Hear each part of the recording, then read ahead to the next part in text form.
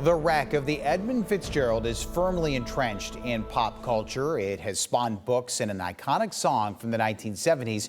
50 years since it sank during a violent storm on Lake Superior, it is still inspiring people. Chief Meteorologist Chris Vickers checked out places brewing history in a bottle or a can. I began brewing probably about 14 years ago.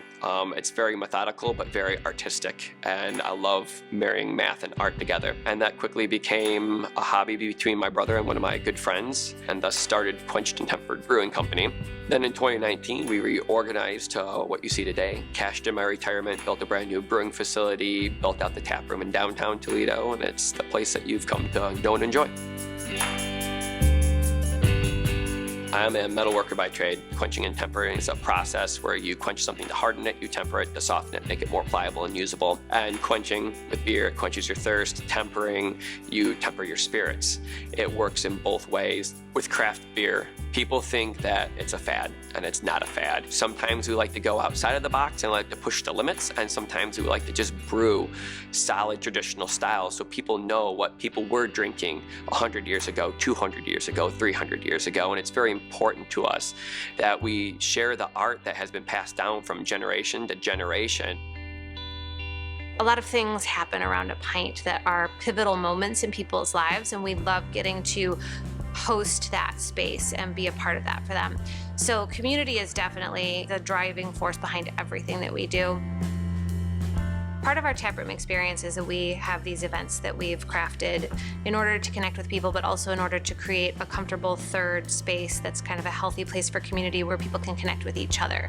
And so we have weekly events like our game nights, our trivia on Wednesdays. We do live music. We have monthly events like our Pint Talk, which is like TED Talk with beer and a local expert. We have a book club that meets monthly that gathers around a pint to discuss a work of literature. All of these things create space for people to connect and to connect in a meaningful way. We love brewing in Toledo. Some of the benefits are the community is one of the best that we've ever been in. The people are wonderful.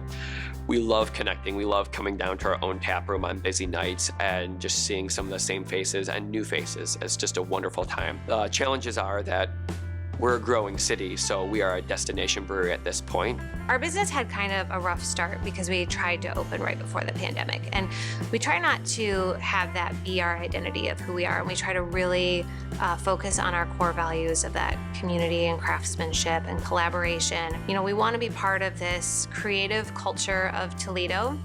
And at the same time, we want to be a center of community that has that local pub culture that, is really open to everyone. We have coloring pages for kids, and we are dog friendly, and, we have this place where you can gather with other people that aren't just like you. Those values then inform our vision for what we want to be in the future. We're sort of pioneering this spot and hoping that other people will join us as Toledo grows in this direction, in this kind of northwest corner on Jackson Street.